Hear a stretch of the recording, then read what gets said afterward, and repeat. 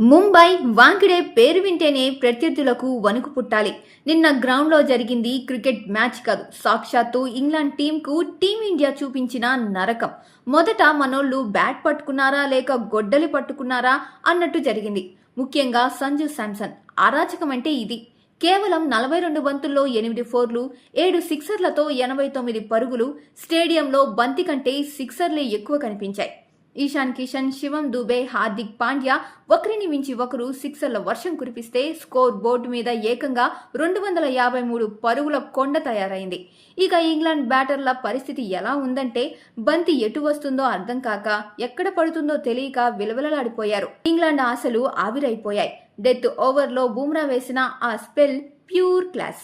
చివరికి 7 పరుగుల తేడాతో ఇంగ్లాండ్ ఓడిపోయింది. డిఫెండింగ్ ఛాంపియన్ల గర్వం వాంఖడే మట్టిలో కలిసిపోయింది. ఇక అసలైన వేట మొదలైంది. మార్చి 8 ఆదివారం అహ్మదాబాద్ గడ్డ మీద కివీస్తో final fight. Narendra Modi stadium సాక్షిగా భారత్ విశ్వ విజేతగా నిలవబోతోంది. గుర్తుపెట్టుకోండి, ఇది నయా భారత్. కొడితే రికార్డులు బద్దలైపోవాల్సిందే.